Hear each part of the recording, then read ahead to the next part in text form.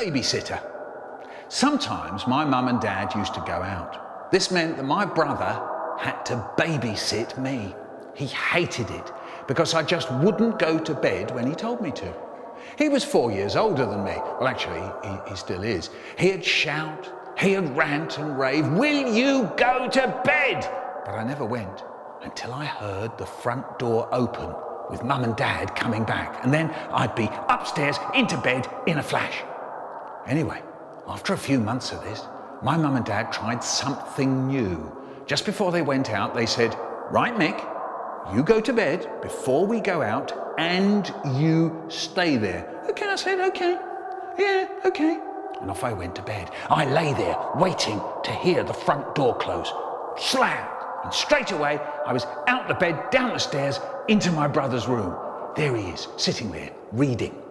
First of all, he tries, "I'm not taking any notice of Michael." He goes on reading. I think, I'll make him notice. I put my face behind the book with my eye peeping round the edge of the book. Every time he gets to the end of a line, his eye looks into my eye.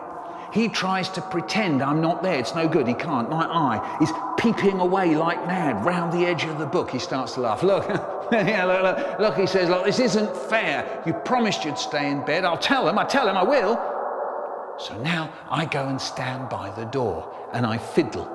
I make little rattly noises with the handle and the key. Fiddle diddle, riddle diddle. He tries to pretend I'm not there. It's no good, he can't. I'm rattling away like mad with the handle and the key. He starts to laugh. "All right," he says, "look, right, that's it."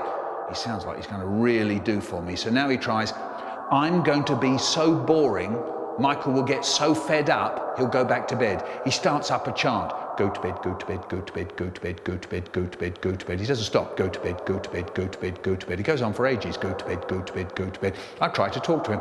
"Hey, what do you want for your birthday, Brian?" "Go to bed, go to bed, go to bed." "Do you want a sweet?" "Go to bed, go to bed, go to bed." "Hey, you've got a pimple on the end of your nose, you know." "Go to bed, go to bed, go to bed." And I'm still fiddling with the door. I lock it. I unlock it. I lock it. I try to unlock it.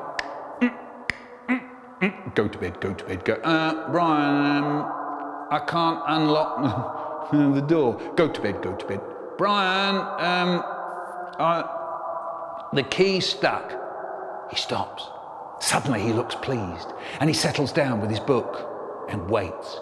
Meanwhile, I've got big bother. They're going to come back and find me here, and I've got out of bed and I've come in his room and I've locked the door and it's really late and it's all my fault. I try and I get that key to work. Fiddle, riddle, diddle, diddle, fiddle, riddle, diddle, diddle. For 3 hours I'm at it, and all the time my brother is not taking any notice of Michael. The front door opens. "Hello," my mum calls out. She gets to my brother's door.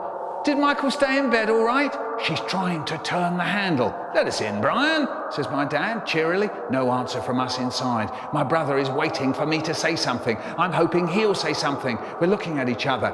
"Come on, Brian," says my dad, getting a bit cross. Oh no, the moment I dread when Dad goes from being cheery to absolutely furious. In a weedy little voice I say, "I locked the door."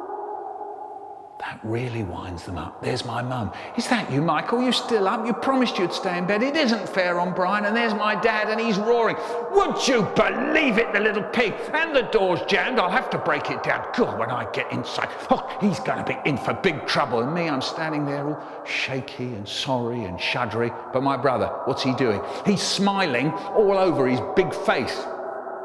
Yeah, he took the key out, passed it under the door, and they opened it, and I dashed out off to bed faster than an electronic rabbit.